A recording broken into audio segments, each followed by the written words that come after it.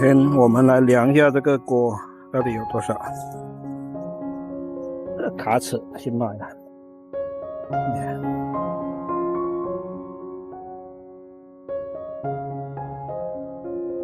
，22.2，对，31.1，这是小了，再看一下，这边。这一串蛮大的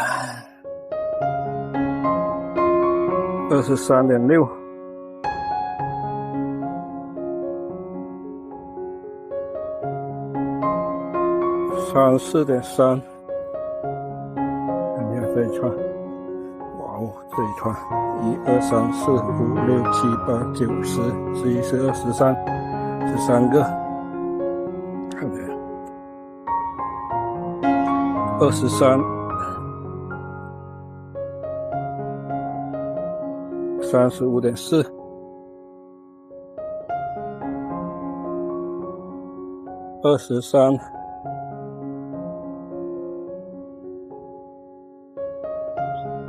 32，基本上就是这样子了。看今天是椰枣收获的一天。马上要到8月份了，现在椰枣已经成熟了。看一下树上的椰枣，看一下，那已经是我在树上熟了这个，你看这掉下来，等下我们就把它收回去了因为这个糖度实在是太高了还在地里面挂的话，这老鼠啊、小鸟都会过来吃。顶不住了，看这一串，那这一串嘛，看，已经在树上熟了，树上晒干了，为什么掉了？轻轻一碰就掉了，你看这个，